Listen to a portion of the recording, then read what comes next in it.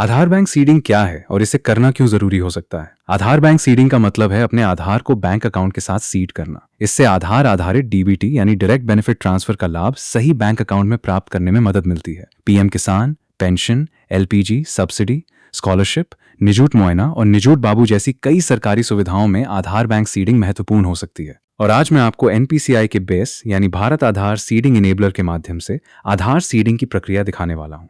तो चलिए अब पूरी प्रक्रिया शुरू करते हैं। सबसे पहले अपने मोबाइल या कंप्यूटर में कोई भी ब्राउजर ओपन करें। मैं यहाँ मोबाइल में क्रोम ब्राउजर ओपन कर रहा हूँ। आप अपनी सुविधा के अनुसार कोई भी ब्राउजर इस्तेमाल कर सकते हैं।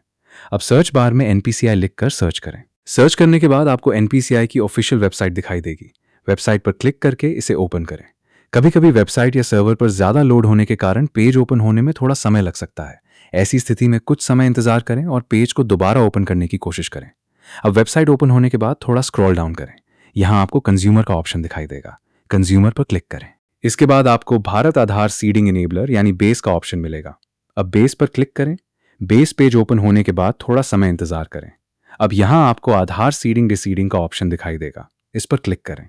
इसके बाद रिक्वेस्ट फॉर आधार सीडिंग डिसीडिंग का पेज ओपन होगा। अब जिस व्यक्ति का आधार सीड करना है उसका आधार नंबर यहाँ एंटर करें। आधार नंबर एंटर करने के बाद यहाँ आपको सीडिंग और डे सीडिंग के दो ऑप्शंस दिखाई देंगे।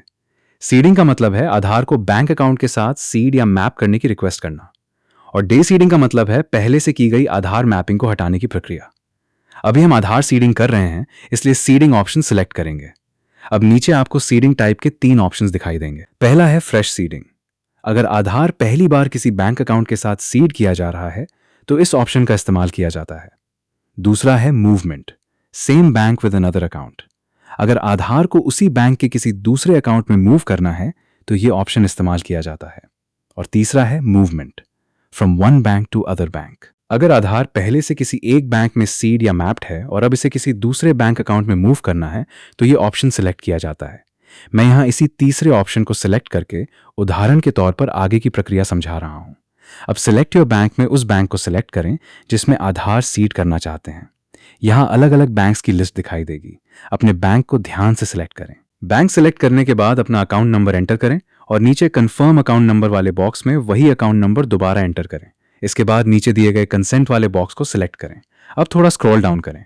दिखाई दे रहा कैप्चा जैसा है बिल्कुल वैसा ही एंटर करें और सबमिट पर क्लिक करें। रिक्वेस्ट सबमिट होने के बाद बैंक और संबंधित प्रक्रिया के अनुसार आगे की वेरिफिकेशन और प्रोसेसिंग होती है। आधार बैंक सीडिंग से जुड़ी ऐसी ही जरूरी और उपयोगी जानकारी पाने के लिए चैनल को सब्सक्राइब और फॉलो करके रखें।